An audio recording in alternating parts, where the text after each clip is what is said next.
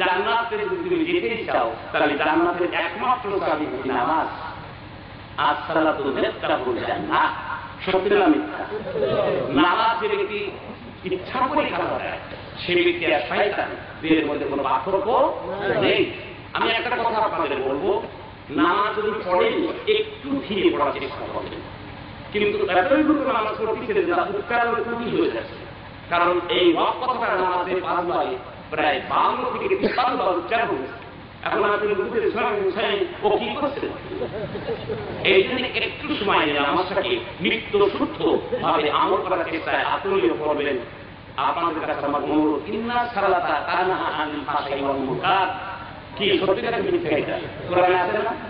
এর অর্থ কি? যে নিশ্চয়ই আল্লাহ পাক মানুষকে, যে মানুষকে তাকে আল্লাহ পাক ভালোবাসেন, অসৎ পথে পরিত্যাগ করেন, তার আদর্শ কোরআন শরীফের মধ্যে তার বৈশিষ্ট্য হচ্ছে নামাজ। নিশ্চয়ই নামাজ মানুষকে অসৎ পথ থেকে পরিত্যাগ করে। সত্য না মিথ্যা? আল্লাহ পাক তৌফিক দান করেন। আল-বুনিয়ান ইসলাম ওয়াল হামদি, ইসলামের 5টি স্তম্ভ আল্লাহ পাক আমাদেরকে আমল করা, পালন করা তৌফিক দান করুন। আমিন। এখন দেখতে হবে যে জিনিসটা, তাহলে আমরা যারা এখানে এসেছি জানতে কি জোরে বলেন, আমরা জানতে কি? একদিন রাসূলের কাছে একজন জিজ্ঞাসা করতেছে, হুজুর মুসলমান কি? আল্লাহ রাসূল নিজেও জানে না যে মুসলমান কি বিপদ। তারা হিন্দু আছে, বৌদ্ধ আছে, খ্রিস্টান আছে, মাথায় কোনো ঝুঁকিও আছে। আল্লাহর আদেশ না পর্যন্ত রাসূল কিছুই জানতেন না এবং বলতেন না।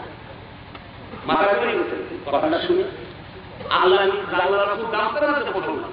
উনি সবাই বলেন বসেন, সিরিয়াল বলে গেলেন। তারপর উনি সে দাঁড়িয়ে ধারণা কিছু করে বললেন, আল মুসলিমু মান সালামা আল মুসলিমুনা মিন লিসানিহি ওয়া ইয়াদিহি। যে হাত আর জিহ্বা দ্বারা কাউকে আঘাত দেয় না, ওই ব্যক্তি মুসলমান। আল্লাহ পাক এই সত্য পবিত্র আমলকারী মুসলমান হইবার তৌফিক দান করুন। সবাই বলেন আমিন।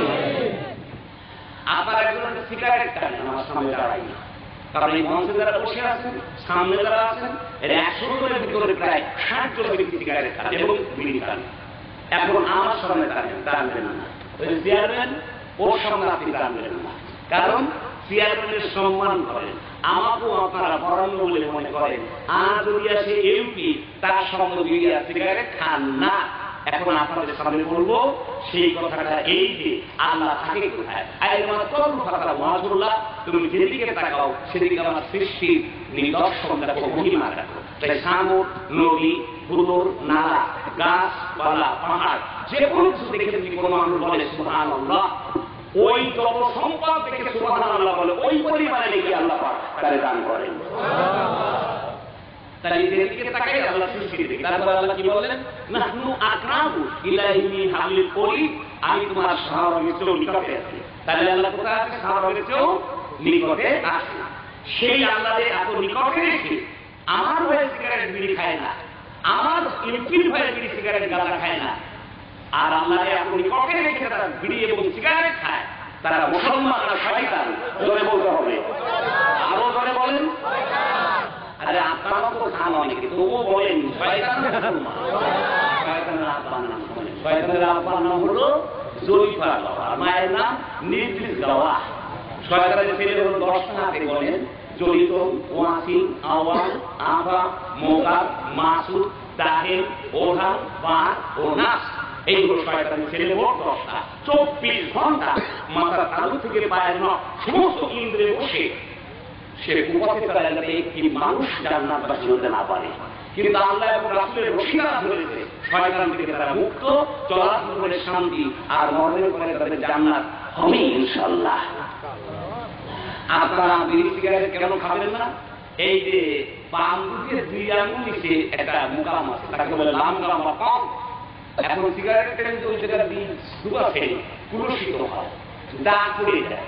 যারা ধূমপান করে কলকে কুলুষিত করেছে, আমি যেমন বলে গেলাম, মরার সময় সেই ব্যক্তি কলেমা নসিব হবে না এবং কলেমা উচ্চারণ করতে পারবে না।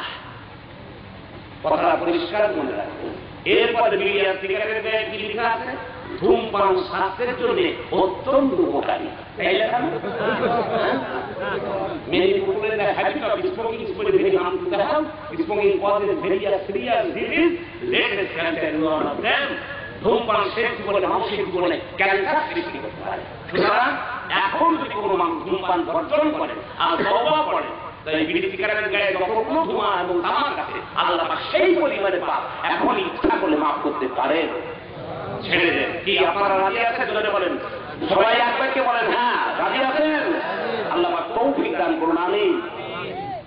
হিন্দুদের বলি, এই যে আপনারা যে শিব পূজায় গাঁজা খান, এই শিব পূজায় যে আপনারা গাঁজা খান, আপনারা শিব পূজায় গাঁজা খান কেন?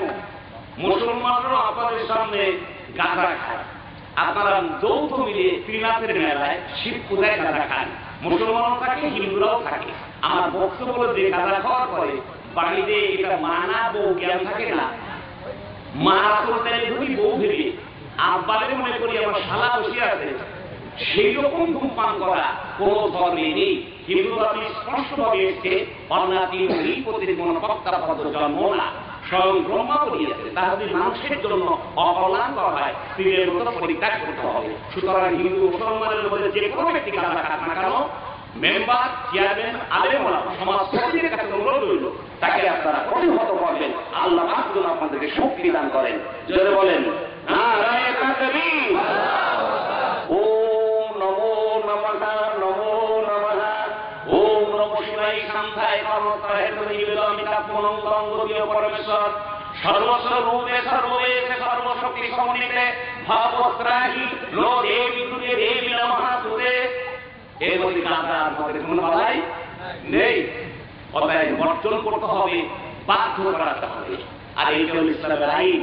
এক মত ওই জায়গা মত খেয়েছে দেখেন ওই জায়গা, আর মোট ধরুন এখানে একটা তরবারি নিয়ে মাটিতে রেখে দেওয়া আছে, ওই মত খাচ্ছে আর বলতে কি জানেন এর সব আরব জাহানটা আমারই বাবা। হ্যাঁ, এই উমর বেটা কে?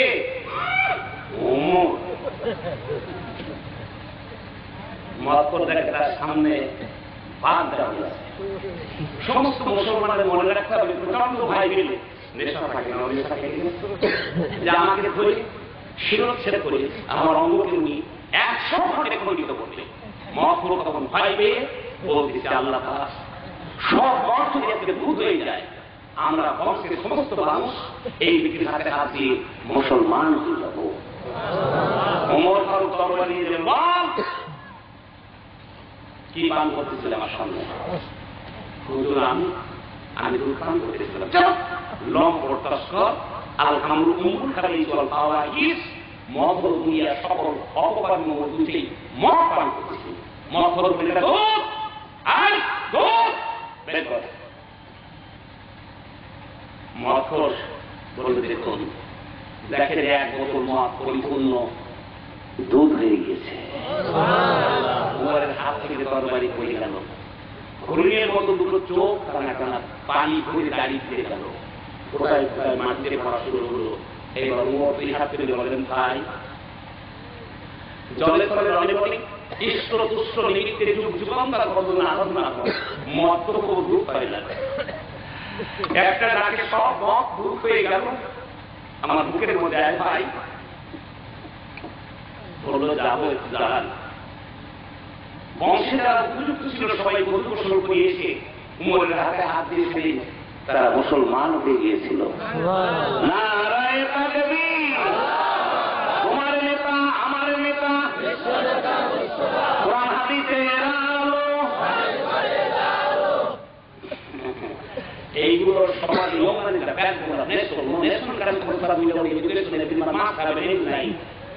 আমি তোমাদেরকে পরিষ্কার বলে দিলাম যে তোমরা এই রকমের অনাচার সমাজ থেকে ধ্বংস করে দাও, আল্লাহ পাক তোমাদেরকে শক্তি দিই। আর ইন্টারনেট থেকে যদি তোমরা এই পুরুষ ফিল্ম দেখো, মেয়ে লোকের যৌনাঙ্গ দেখো, পুরুষের যৌনাঙ্গ দেখো, আর মেয়ে লোকের উলঙ্গ করা দেখো, আমি যেমন আল্লাহর উপরে এই দাগ রেখে বলে গেলাম মরার আগে তুমি অন্ধ হয়ে যাবা।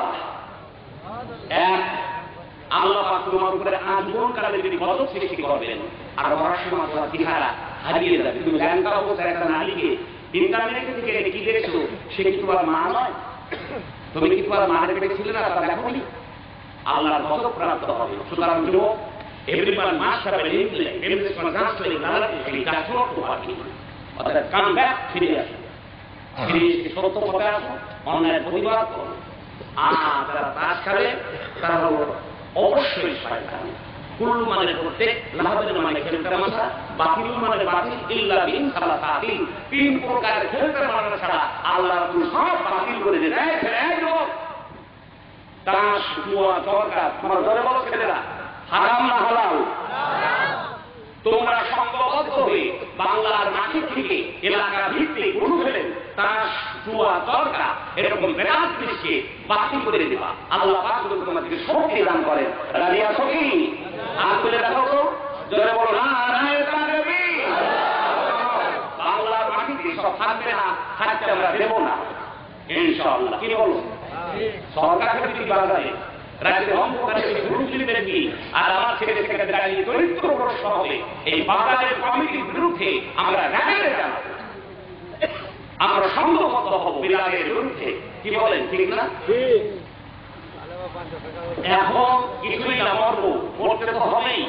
আল্লাহর কথা যদি মরি তাহলে ধন্য। কারণ এই বিগত মাস গেছে, ফেব্রুয়ারি মাস গেছে না, পথের কাছে শুনতেছি আমি, কি শুনলাম? সালাম সালাম হাজার সালাম, লাখো শহীদ স্মরণে আমার হৃদয় রেখে যেতে চায় শহীদ স্মৃতি স্মরণে। সালাম সালাম হাজার সালাম, বাংলাদেশের লাখো বাঙালি জয়ের নেশাই চলে রক্ত ঢালি, আলোরি দেওয়ালি ঘরে ঘরে জালি, ঘুচিয়ে মনের আধার কালি, শহীদ ভাইয়ের মরণে আমার হৃদয় রেখে যেতে চায় শহীদ স্মৃতি স্মরণে। সালাম সালাম হাজার সালাম। হযরত মারিয়া রাদিয়াল্লাহু তাআলা আনহু বাগদাদে পাত্রে স্বপ্নে দেখালেন, বাদশারে ওহুদের যুদ্ধে আমি শহীদ হয়েছিলাম। আল্লাহ রাসূল 40 জন সাহাবা নিয়ে ফোরাত নদীর তীরে আমারে মাটি দিয়েছে। ফোরাত নদীর পানির ধাক্কায় আমি এখন মাত্র 1 গজ দূরে আছি। বাগদাদের বাদশাহে আমার লাশটা তুমি সরাই অন্যতর কবরস্থ না করো, আমার লাশটা ফোরাত নদীর মাঝে ভাসতে থাকবে। বাগদাদের বাদশা ঘুমলো না, কিছুই সে খেতে পারলো না, সারা রাত্রি জেগে রইল। ফজরের নামাজের পরে সমগ্র আরব জাহানের যত বড় মুফতি আলেম উলামা ছিল নিয়ে আসলেন, হাতে গোনেন, সবাই হাতে গোনেন, পয়গম্বরগণ, ন্যায় বিচারক বাদশা, হাফেজ, আলেম, শহীদ, গাজী, মুয়াজ্জিন, শুক্রবারে মৃত্যুবরণকারী, মমিনা মা, নিষ্পাপ শিশু। কয়টা হলো? 10টি। এই 10টি লাশ আল্লাহ পাক নিজে হেফাজত করবেন বিনা হিসাবে, এরা জান্নাতবাসী হবে। বাদশার এরা আমার লাশটা তুমি অন্যত্র নিয়ে যাও। প্রায় শতাধিক আলেম ওলামা মুফতি নিয়ে বাগদাদের বাদশা যখন কবর করলেন, দেখলেন হযরত মারিয়া রাদিয়াল্লাহু তাআলা আনহার লাশ ঠিক যেমন তেমন আছে। মায়ের কোলে যেমন শিশু স্তনপান করে ঠিক তেমন করে যেন মাদিয়ান ঘুমাইতেছে, আর কাপড়ের কিসের জন্য সিন মারা আছে। বাগদাদের বাদশা বললেন, একজন মুফতি ডেকে বললেন, দেখো তো ওই কাফনের গায়ে কিসের সিল মারা? আলেম বলেন, মুফতি সাহেব বলেন, জান্নাতি হিসাবে সিল মারা রয়েছে কাফনের কাপড়ে। একটা লোক পড়েনি, চোখের চোখের কোনো ক্ষতি হয়নি, যেমন ঠিক তেমন আছে, চলে গেল খবরটা ইন্টারনেটে পৃথিবীর সর্বত্র। তখন অস্ট্রেলিয়া, আমেরিকা, কানাডা, লন্ডন সমস্ত পৃথিবীর অন্যান্য জাতিরা বলল এই কথা সম্পূর্ণ মিথ্যা, নিশ্চয়ই মাটিয়ানের গায়ে ইনজেকশন করা যাচ্ছে অথবা বমি করা যাচ্ছে। ভাইরাস গেল কোথায়, ব্যাকটেরিয়া গেল কোথায়, মানুষ তো মাটি দেওয়ার পরে ধীরে ধীরে পচে গলে নষ্ট হয়ে যায়, সুতরাং এটা মিথ্যা। বাগদাদের বাদশা তখন একটা চিঠি লিখলেন, আমেরিকা থেকে 4 জন, আর লন্ডন থেকে 4 জন, অস্ট্রেলিয়া থেকে 4 জন, 12 জন। এখন আপনারা বাগদাদে আসেন, ভিসা লাগবে না। যদি কোনো ব্যক্তি বাগদাদে যার সত্য প্রমাণ করিয়েছে আমার কাছে মোবাইল করবেন। ওই 12 জন নামার পরে একজন অস্ট্রেলিয়ার বিজ্ঞানী বললেন, কাছের উপর মাদিয়ানকে শোয়াই রেখেছেন, যেমন লাশ ঠিক তেমন সুন্দরতম ভাবে আছে। এইবার এখন অস্ট্রেলিয়া বিজ্ঞানী বলেন আমি পরীক্ষা করব, তখন বাগদাদের বাদশা বলেন please what letter to say, excuse me what letter to say. আমি কি বলি আপনি শোনেন, আমাকে ক্ষমা করবেন। আপনি একটু স্বচ্ছ সুন্দর পানি দিয়ে গোসল করে তারপরে মাদিয়ানের গায়ে হাত দিন। এইবার অজু করে অজু তারা জানেনা গোসল করে এসে কম্পিউটার পর্দাটা ওখানে দিল অস্ট্রেলিয়ার বিজ্ঞানী, পর্দাটা ওখানে দিল, পর্দা থেকে একটা ইন্টারনেটের তারে মাদিয়ানের এই জায়গা লাগাই দিলেন, শিরার উপরে লাগাই দেওয়ার পরে পর্দার দিকে তাকিয়ে দেখে বিদেশিরা যে এই লাশের গায়ে কোনো ইঞ্জেকশন করা হয়নি। আলহামদুলিল্লাহ বলেন, কোন ইঞ্জেকশন করা হয়নি, কোন মমি করা হয়নি। ঐশী শক্তির প্রভাবে যেমন লাশ ঠিক তেমন আছে। কিয়ামতের মাঠে এই ব্যক্তিরা হিসাবে আল্লাহর জান্নাতে প্রবেশ করিবে। তখনই মানুষ পড়ে গেল মাটিতে, কি আশ্চর্য আল্লাহ! কোরআন সত্য, হাদিস সত্য, বিশ্ব নবী সত্য। 12 জনই অজু গোসল করে এসে বাগদাদের বাদশার হাতে হাত দিয়ে মুসলমান হয়ে গিয়েছিল। মরিলে শহীদ হওয়া যায় না, শহীদের শর্ত নিয়ে মরিতে হয়, ঠিক না দেখি? সালাম সালাম হাজার সালাম, লাখো শহীদ স্মরণে আমার হৃদয় রেখে দিতে চাই শহীদ স্মৃতি স্মরণে। মায়ের ভাষায় কথা বলাতে, স্বাধীন আশার পথ চলাতে, হাসি মুখে যারা দিয়ে গেল প্রাণ, সেই স্মৃতি নিয়ে গে যাই গান। সকল শহীদ মরণে আমার হৃদয় রেখে দিতে চাই শহীদ স্মৃতি স্মরণে। সালাম সালাম হাজার সালাম। যারা বলেন মারহাবা, আমরা ব্রেন ঠিকলি, বলেন মারহাবা। এখন ব্যাপার হলো এই যে আপনারা নিশ্চয়ই বুঝতে পেরেছেন কথাগুলো। এইবার আপনাদের সামনে হযরত ইব্রাহিমের মায়ের নামটা বলার সঙ্গে যে যেখানে দাঁড়ানো বসা অবস্থায় আছেন একটু শুনে বলবেন সুবহানাল্লাহ বলবেন। ইব্রাহিমের মায়ের নাম হলো বিবি আজলা, আর তাওহীদ কিতাবে লেখা আছে সীমা। দুটোই বলেন সুবহানাল্লাহ।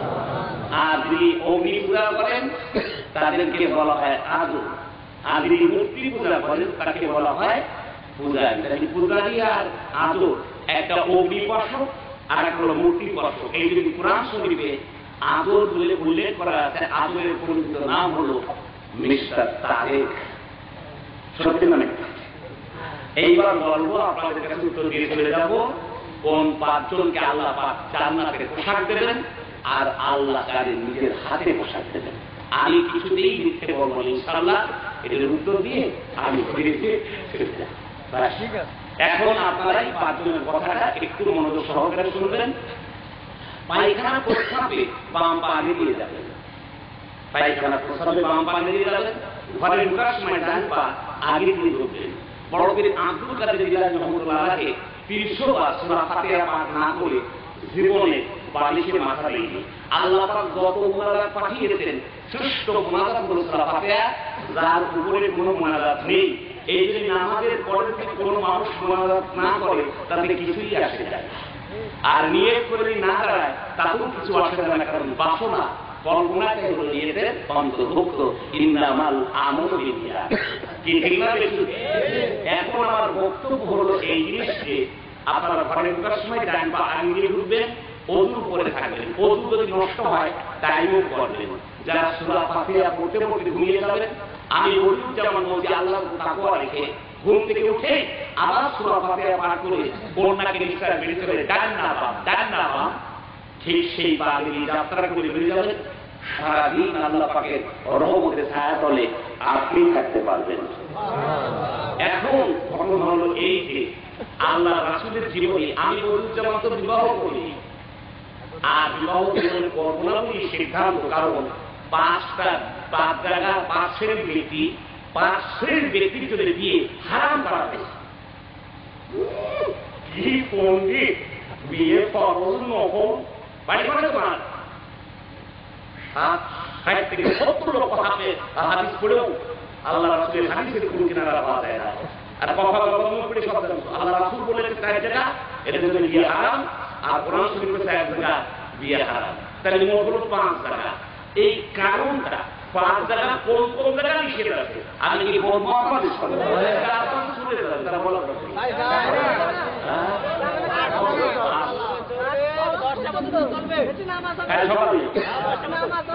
ঠিক বলেছিস তুই, রাইট না?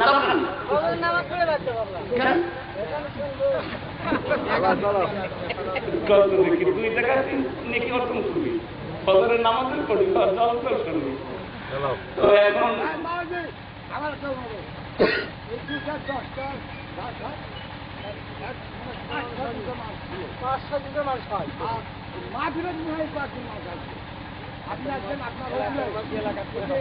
আপনি বসেন বসেন, আপনি দোয়া করেন।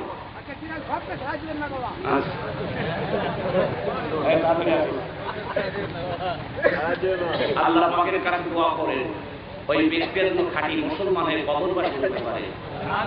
এরপরে এভাবে দাঁড়াবেন না, আমি অনুরোধ করলাম। কোনো প্রশ্ন থাকলে আবুল কালাম আজাদ আমার ছোট ভাই তাকে লিখে দেবেন।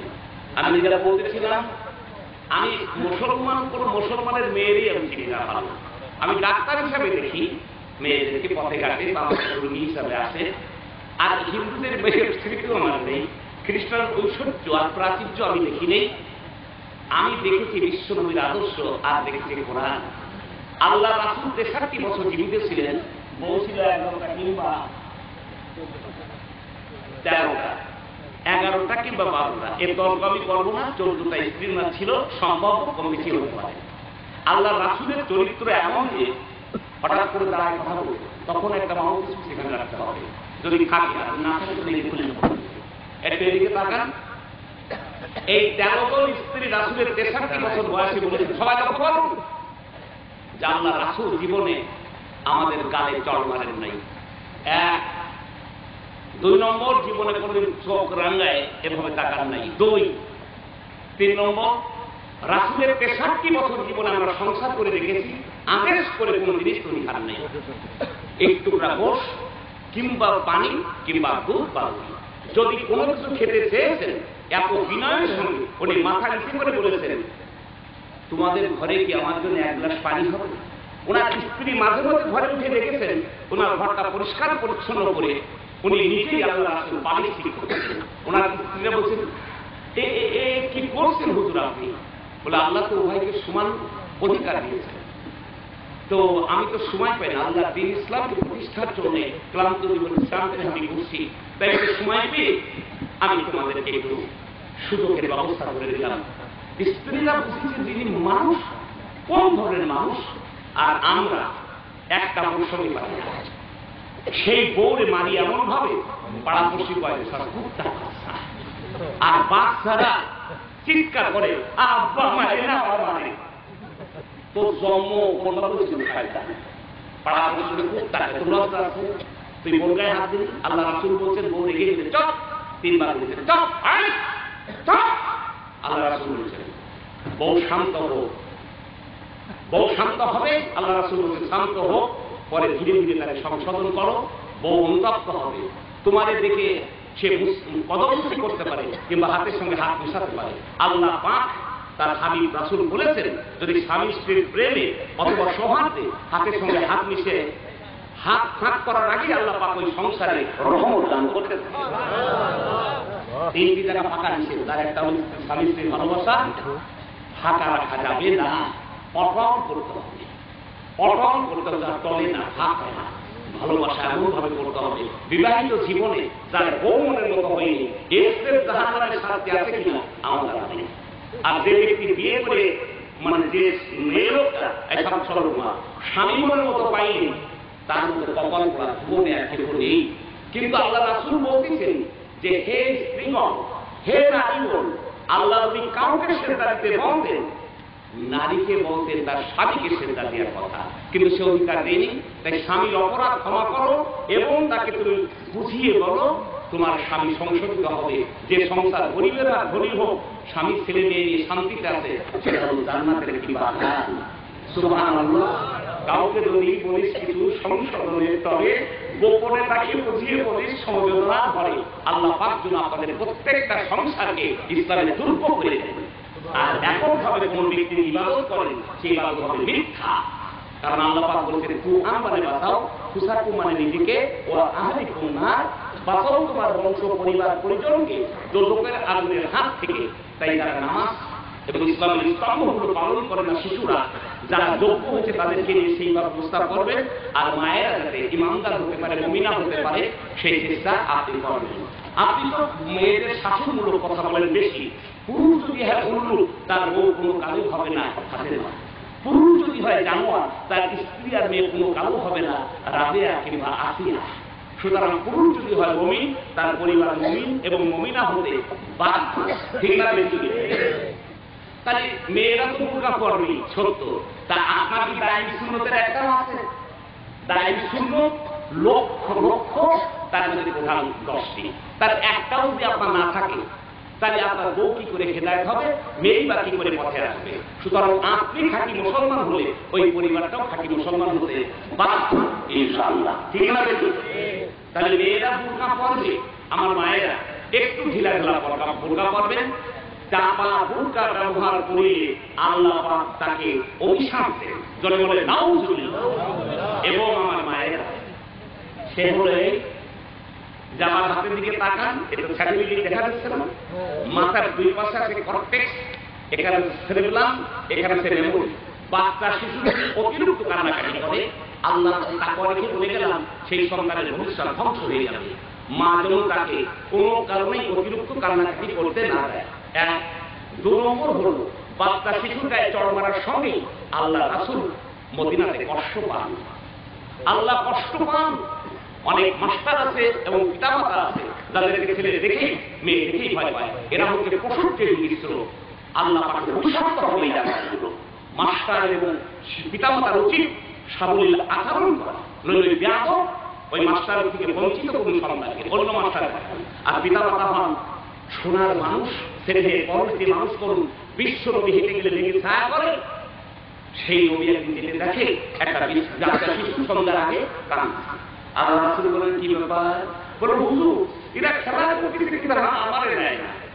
আল্লাহ রাসূল ছেলেদেরকে বলেন কি ব্যাপার, তোমরা খেলা করতেছো? আবু বকর উসমান আলী পাগল হলো নবীর প্রেম দেখে যাকে সর্বনাশ। উনি শিশুদের যে হাত ধরতেছেন, মাথায় হাত দিচ্ছেন। তখন বললো হুজুর মারামারি করে। আল্লাহ রাসূল সবাইকে কেন্দ্র করে বলেন ও আর মারামারি করবে না, তোমরা নিয়ে খেলো। খেলা শুরু হয়ে গেছে, সবাই খেলতেছে। রাসূল তার কাছ ছেড়ে রাস্তাতে যাওয়ার সময় দেখে ওই বাচ্চা নিরধরে সন্ধ্যার গরম কাঁদতেছে, বাড়িতে যায়নি। আল্লাহ রাসূল বললেন দাঁড়াও, সাহাবাদের বলেন দাঁড়াও। বিশ্ব নবী বললেন কি ব্যাপার? বলেন হুজুর এই বাড়ির সন্তান আমি দাস। তারপর বলে একটু দেরি হলে একটা বাড়ি মারে অথবা 2টো বাড়ি, আমি সিটকে দিলে চলে যাই, কৌদারিকে দিলে যেমন ছটফট করে ওইরকম চাবুক মারা মানুষ। আমি যে দাস চাই। রাসূল বিশ্ব নবী যে হাত ধরলেন বাচ্চাটা, হাত ধরে মুখের মধ্যে গিয়ে বললেন আমার সঙ্গে আসবে। যিনি বিশ্ব নবী, জগতের যিনি রাসূল, 4 জন রাসূল তারা উনি শ্রেষ্ঠ। হাত ধরে নিয়ে ইহুদির বাড়ি খ্রিস্টানের বাড়িতে গেলেন। সমস্ত খ্রিস্টানরা রাসূলকে দেখেই তারা অবাক হয়ে গেছে, আশ্চর্য বিশ্ব নবী কেন আমাদের দ্বারা এসে উপস্থিত। তখন বললেন কি ব্যাপার আপনি আমাদের বাড়িতে? উনি বললেন ভাই আপনাদের স্রষ্টা আছে? বলে নিশ্চয়ই। তা আপনাদের স্রষ্টা যদি থাকে তিনি কি বলেছেন? এই শিশুকে এইভাবে মারা, বউকে এইভাবে শাসন করা, এইভাবে চলাবলা। আপনাদেরকে আমার বাড়িতে যদি কোনো দাসী থাকে তাহলে তাকে সন্তানের মতো ভালোবাসবেন। আমি জানি না বাংলাদেশে কোনো মুসলমান আছে কিনা। আপনারা যা খান খাওয়ার সময় তাদেরকে কাছে রাখবেন, যা খান সেটি তাদের খেতে দেবেন। যদি আপনাদের সন্তান স্কুল কলেজে পড়াশোনা করে, আল্লাহ রাসূল বিনয়ের সঙ্গে বলেন তাও আপনারা পড়াবেন। আল্লাহ রাসূল বলেন আপনাদের পোশাক পরিচ্ছদ ব্যবহার করেন, তাকে সেই পোশাক পরিচ্ছদ ব্যবহার করাবেন। লাস্টে উনি বলেন আল্লাহর কাছে কে শ্রেষ্ঠ ভাই কেউ জানে না, বিচারের দিন কিন্তু সকলের হবে। এই কথায় তারা আতঙ্ক হয়ে গোটা পরিবারের খ্রিস্টান গোসল করিয়াছে, রাসূলের হাতে হাত দিয়ে সমস্ত খ্রিস্টান ওই পরিবারের মুসলমান হয়ে গিয়েছিল।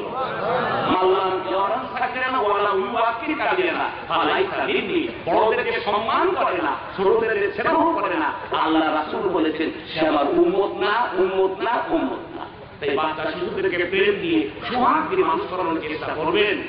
এদিকে তাকান, যদি মা রেগে যায় আর যদি কঠিন ভাবে রেগে যায়, তোমাদের এই জন্য যে এই জলসা তো দান করতে একটা সময় এই বিশ্রাম করো, এটা তোমাদের এগুলো করতে হবে, বসতে হবে, এগুলো দরকার আছে না? আর যদি হয় তাহলে পিছনে যে বসে সুন্দরভাবে এগুলো ম্যানেজ করো না, যদি প্রয়োজন হয়। এই দিকে তাকাও, আমি যে কথা বলছিলাম, যদি কোনো মা রেগে যায়, আমাদেরকে তাকান, এই যে ব্লাড রক্ত আছে, রক্ত উত্তেজিত হয় আর হরমোনগুলো উত্তেজিত হয়, এগুলো লেখাপড়া করতে হবে এবং বোঝার চেষ্টা করতে হবে। যখনই মা দুধ পান করা হবে, উত্তেজিত হরমোন দুধাকারে শিশুর গালে যে পড়ার সঙ্গে ওই ধীরে ধীরে হিংস্র পশু হবে, মদ খাবে, ভাঙ খাবে, ধর্ষণ করবে বা নেতারাল চরিত্র হয়ে যাবে। মা যদি হাসি মুখে শান্ত চিত্তে বাচ্চাদের রূপান করেন আর জিকির করতে থাকেন মনে মনে, সেই রূপ তার সন্তানকে আল্লাহ বলি করে দিতে পারে। সুবহানাল্লাহ। কিছু খাইলে হয় রস। হিন্দু ধর্মে শুকরের মাংস, গরুর মাংস, মৃগের মাছ, মৎস্য এবং রাজহংস, এই 5টা জিনিসের মাংস খাওয়া হিন্দু ধর্মে সম্পূর্ণ নিষেধ। আর ইসলাম ধর্মে যে প্রাণী পা দিয়ে পাড়াইয়ে ঠোঁট দিয়ে ছিঁড়ে খায় এবং গুহায় থাকেও পশু, এই জাতীয় প্রাণীর মাংস খাওয়া হারাম। কিন্তু তারা হালাল খায়। কিছু খাইলে হয় রস, রসের ভিতরে রক্ত, রক্তের ভিতরে মাংস, মাংসের ভিতরে হাড়, হাড়ের ভিতরে মজ্জা, তাতে ধরে রুটি, তাতে হয় বীর্য, বীর্যের খায় প্রাণের সৃষ্টি। তাই তারা খাওয়ার সময় খায়, এদিক ওদিক চায়, ফেলে আর খায়, সেগুলো শয়তান। আর রক্তের দ্বারা যেগুলো জন্ম হয় সেগুলো হয় আর শয়তান, শয়তানের বাচ্চা শয়তান। আর তারা খাওয়ার সময় বলে বিসমিল্লাহি ওয়া বারাকাতুল্লাহ, আর মাঝে মাঝে বলে সুবহানাল্লাহ, মাঝে মাঝে বলে আলহামদুলিল্লাহ। আমি বলতে যেমন বলে গেলাম, আল্লাহ পাকের এই নাম স্মরণ করার প্রেক্ষাপটে ওই রক্ত তারা লিপ্ত শুদ্ধ পবিত্র করবে। ভাগ্য করবে ওই রক্তের দ্বারা কোনো সন্তানের জন্ম হলে তারা হতে পারে আল্লাহর ওলি। যারা বলেন আমিন।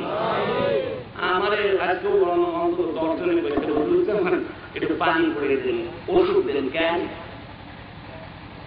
আমার মেয়েটা বদমাইশ, আমার ছেলেটা লম্ব, আমার মেয়েটা পড়ে না, আমার ছেলেটা চঞ্চল, আমি জন্ম দেবো কুত্তার মতো, ছেলে হবে আবু বকরের মতো।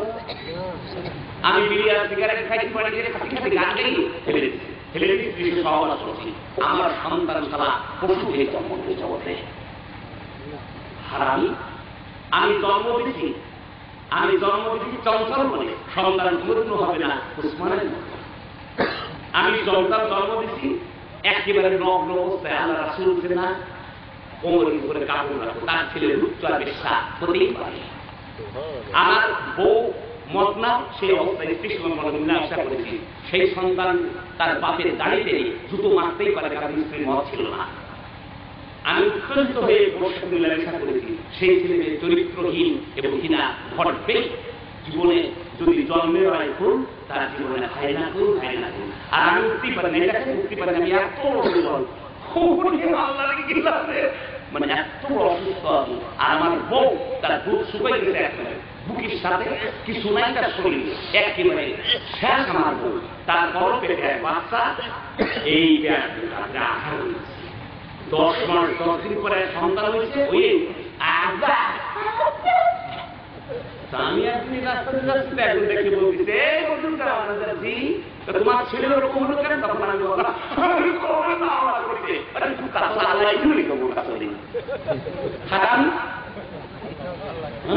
তুই জন্মদিন শয়তানের মতো তোর দিন কাজ হবে। তাই সুসন্তান চায় সব দিন আল্লাহ ভালো, শনিবার মঙ্গলবার আর সব দিন ভালো, ওদিন ভালো।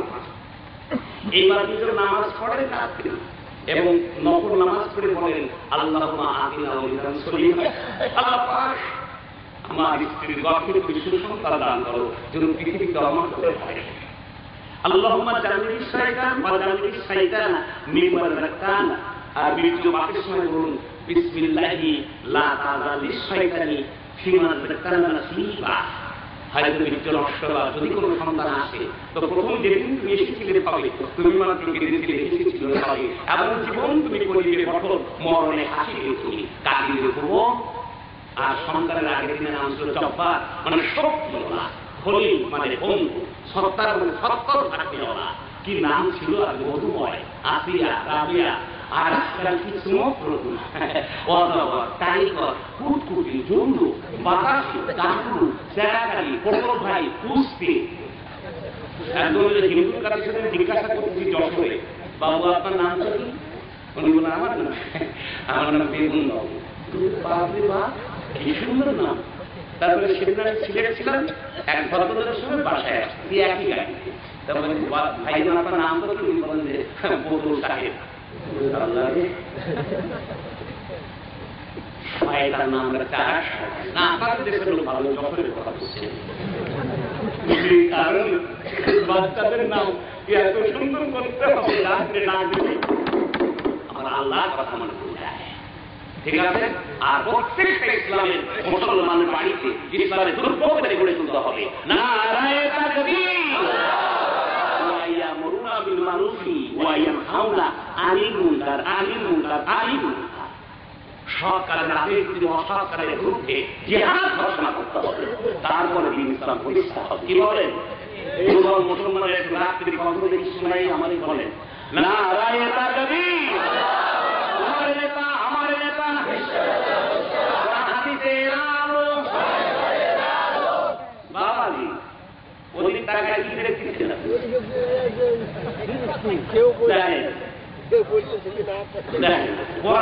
দেখা টাকায় টাকাবেন আর যত স্বভাব আছে তারা মানুষ একটু এদিকে তাকান,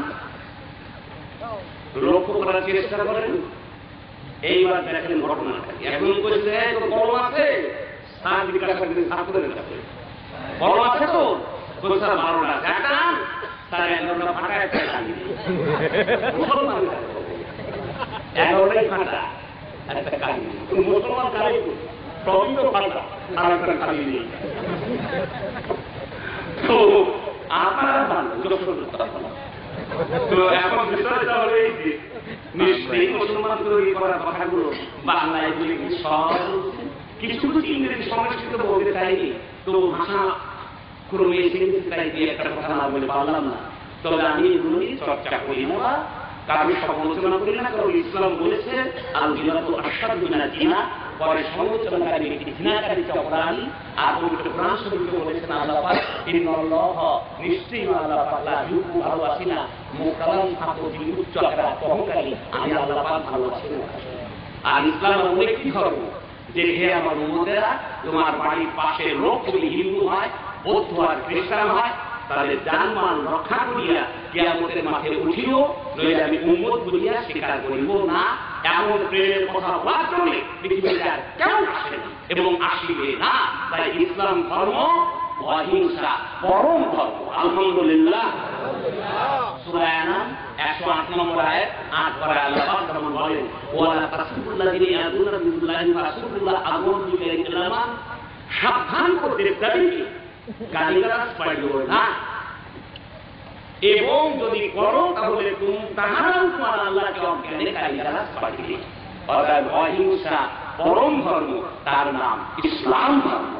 যারা বলেন আলহামদুলিল্লাহ। এত সুন্দর কথা বলার জন্য আমি বলতেও চাও বলছি পৃথিবীতে আর কেউ আসে না। আল্লাহ রাসূল কি সুন্দর লাখার মানে অবশ্যই বা আসমানে পাঠাইয়াছি, ফি মানে মধ্যে, কুল্লি মানে প্রত্যেক, উম্মতিন মানে সম্প্রদায়, রাসূলুল্লাহ মানে মহাপুরুষ। আমি আল্লাহ পাক সমস্ত মহাপুরুষের প্রত্যেকটি কওমের মধ্যে, সম্প্রদায়ের মধ্যে মহামানব পাঠিয়েছি। এত সুন্দর তাফসীর করে দিচ্ছি। লাখার মানে অবশ্যই বা আসমানে পাঠিয়েছি, ফি মানে মধ্যে, কুল্লি মানে প্রত্যেক, উম্মতিন মানে সম্প্রদায়। আলেম ওলামা ছাড়াও আপনারা রাসূল বুঝতে পেরেছেন। এখন আপনাদের সামনে যে কথা বলবো আপনারা একটু মনোযোগী হবেন। সে হলে আমার মায়েরা যে সব কথাগুলো বললাম লক্ষ্য করে শুনেছেন, আপনারা শুনে দিয়েছেন আইছেন।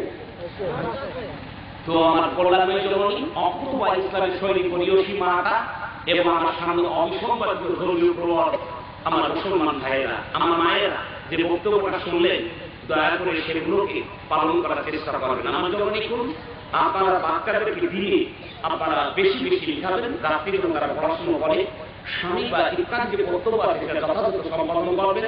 ইসলাম ধর্মে যৌতুক হারাম। তবে একটা কথা বলি, এই লোকটা একটা মেয়ে আছে আর আমার একটা ছেলে আছে, বিয়ে হবে, ওনার সমর্থ আছে তাই 5 লাখ দিতে, আমার সমর্থ আছে তাই আমি 5 লাখ দিচ্ছি। এই যে হলো যৌতুক না।